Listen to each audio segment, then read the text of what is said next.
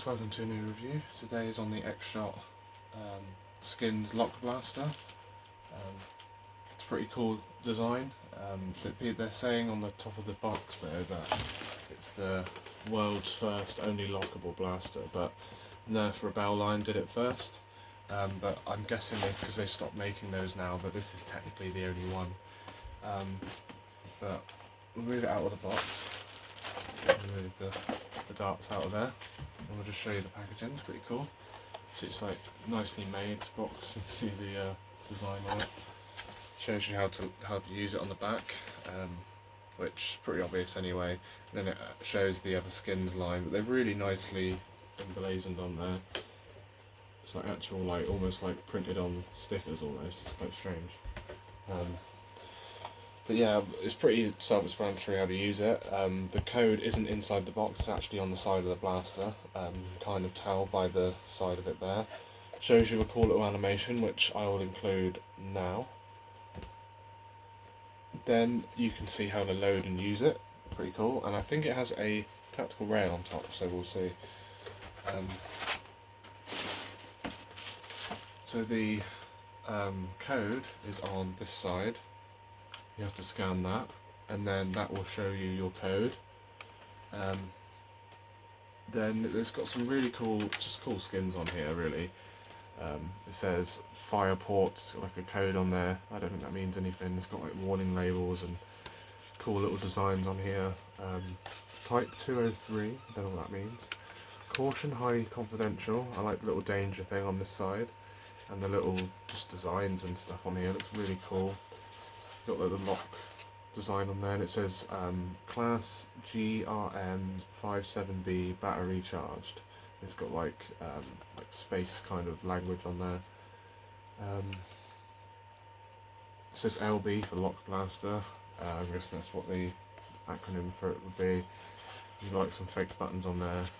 And it says xshot.com as well on there, which is pretty cool. And then it's got the QR code on this other side, which I'm not going to show. But then you have obviously the main thing. You have the turntable. There's less give on this one, and there's more give on these two. This one's more tougher than this one. It sort of gets lighter as you go through them.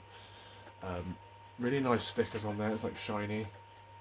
It's really cool. You can see it goes from 1, 2, 3, 4, 5, 6, 7, 8, 9, and then 0. So I know my code, so I'll put that on there. So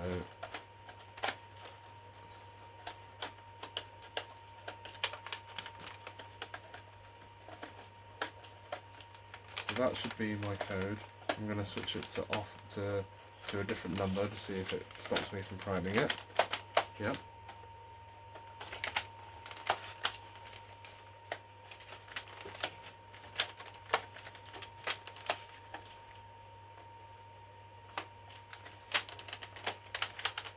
Still not letting me prime it. Oh, the safety was on. So it's got a bit of a ratchet to it, and it's got an air restrictor in there to stop it from being sort of damaged, I think. It would be cool to see if there's any modification value in this. Yeah, you can see the air restrictor in there. That might actually improve power if we remove the air restrictor. Of course it only fires one at a time anyway, so you don't technically need the Smart AR air restrictor in there. But yeah, the safety actually stops you from being able to prime it from the get-go, so you can have the safety on, which is funny how it was on in the box, and then have the dial set different as well, so it stops you from being able to take the safety off, which is quite cool. So if I take the safety off, see, then you can't change the dials then. So it's quite a cool solid system. This is solid. I have seen some people on Facebook, no Nerf BS, disassemble this and take the lock out of it basically. Because once you take the lock out, the mechanism that comes through, you can actually cut this barrel down and have more of a pistol instead of a shotgun. But I think it's nice how it is, to be honest. And the nice thing as well is once you've got the safety off, you can't turn these dials, so you can hold the dials as a grip. I don't know how loose they will get over time. I think the best thing is to hold this rib here. You can rotate the cylinder quite easily with your thumb, so there is a certain way to hold this, I think. It's got a nice finger size grip here. You can fit literally your whole hand through it. It's not really, I don't think it's, well, it's kind of, it's almost front heavy enough to cock it. There we go. So you have to put some force into that. There's no way to, I don't think you can spin cock it.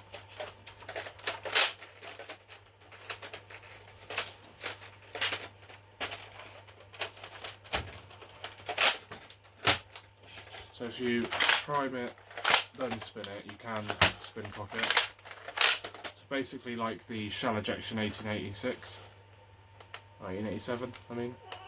Has sights on it too, quite nice sights.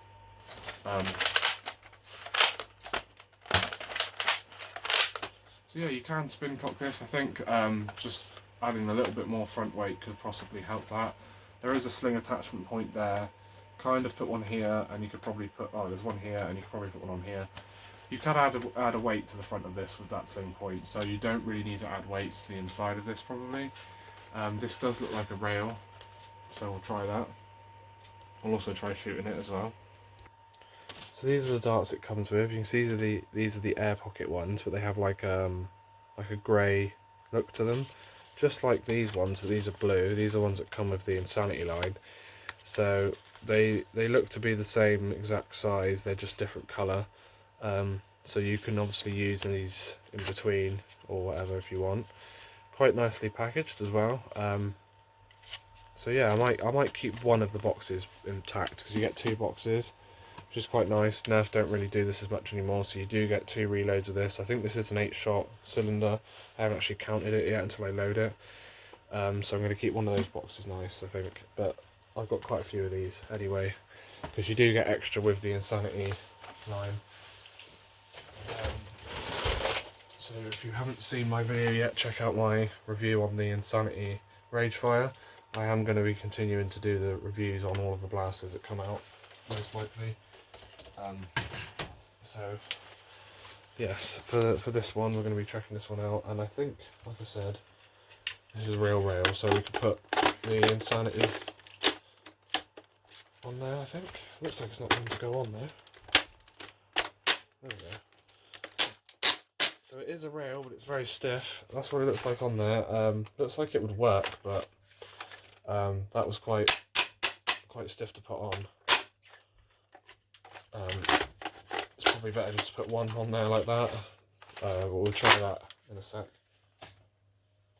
But it is Picatinny, so you could put like a mini optic on here, something like that, which does look like it would go with it too. So we'll try that as well.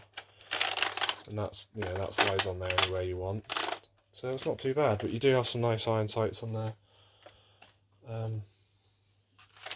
So yeah, I also have these dart holders that I found online a long time ago actually, so I can't link any links to it unfortunately. But we'll just try the Insanity line in here because we got brand new. These are brand new ones, so they'll be the perfect seal on there. One more thing for compatibility test, we have the Insanity rail attachment. Let's see if this goes on. Oh look, it does. So you can turn this into an Insanity blaster if you really wanted to. Technically it is one. So any X-Shot gun can be added to another X-Shot gun at this point. Also the dart storage as well, so you can actually use this technically as a primary. These are technically a shield. Does restrict your aiming, so what you can do is, what's cool about this scope, comes with the X-Shot Insanity, is it has a little rail on here, so you can technically put this on top, under your scope, over your scope, hit that back. Now you've got a usable scope technically. I'm going to try that, and you've got your dart storage on top. This is technically an Insanity Blaster, but not under that line. It's a Lock Blaster as well. So it could have been a Lock Blaster Insanity, but I think it's just too much to include in a title.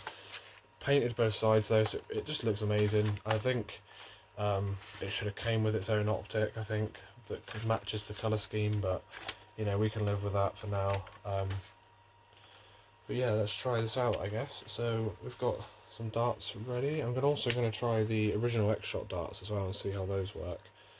Because this is a drum, so it should be able to load in there quite easily. And it is clear, so you can see how it loads too, which is nice.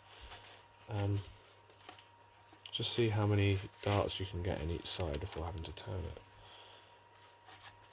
It's like 3 in there, you kind of have to turn it a little bit.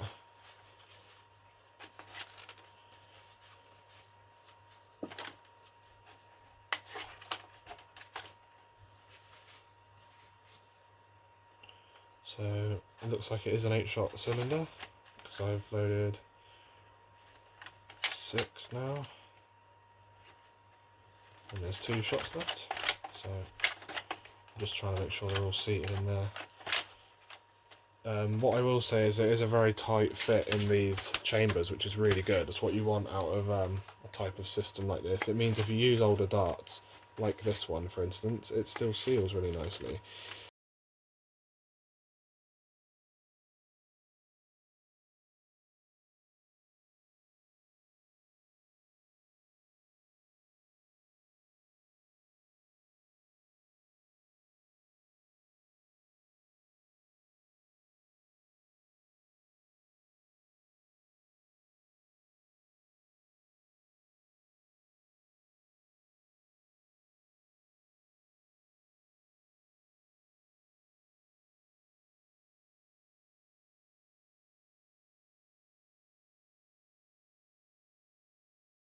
Okay, so we're just going to do a little firing demo now.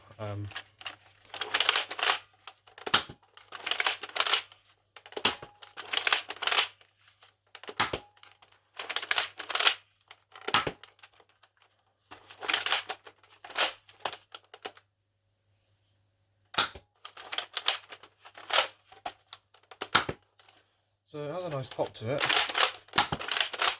It's definitely better to fire it from the hip and not actually aim. But we'll try the original X-Shot darts, and I'm also going to use the sights and just see what that's like. I think it does rotate this way, so yep. So the sights are dead on this, definitely. They're not as accurate as the new darts, the squash point ones, the new ones that come with him, but the original darts. But they do work with the same sort of power. They're just not as accurate. So you can pretty much use any darts you want in this, which is nice. And also, like I said, we've got the one little other test to try. Okay, so if you saw part 1, you'd see this, the Insanity version of it with the dart storage and the optic on top. So we'll see how that goes. Just going to do some shooting now.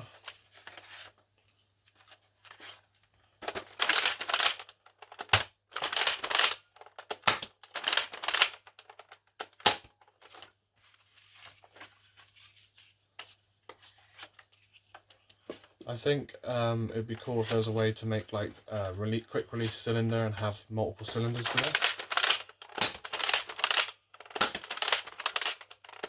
It's not the most accurate with this optic, but it's easy to take off, and what you can do is just get rid of that, put that on the rail instead, and then you can just use the hip fire or even try and use this. So we're just going to try that. Yep, loading this is way quicker now because it's all up front. So you can just go like this. There is a cutout in the shelf to load one at a time. It is quite difficult to load two. And then you load like this. Really quick to load all the cylinders. Can't really aim with the sights at that point. It definitely uses a ratcheting system. I'd see the plunger tube isn't very big either, but that's probably because of the shape. But it's not too bad.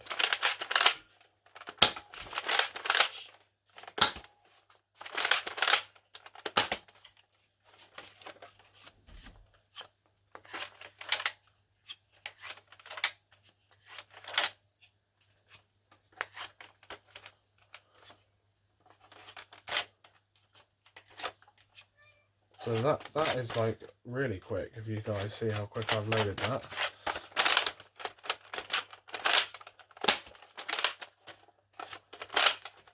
You can see though, there is quite a lot of travel on this, which is why it's quite hard to spin cock it, because you kind of have to do it first, let it fly. This does add a bit extra weight though, these on top, so you can't really, it's really hard to get that last click in there. That's half the problem with that.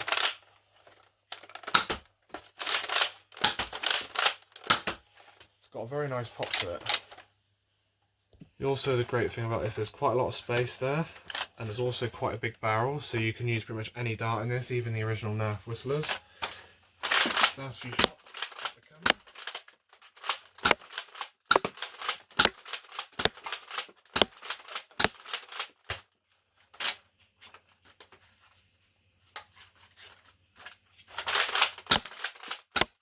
So yeah, I can load 2 shots quite quickly with that.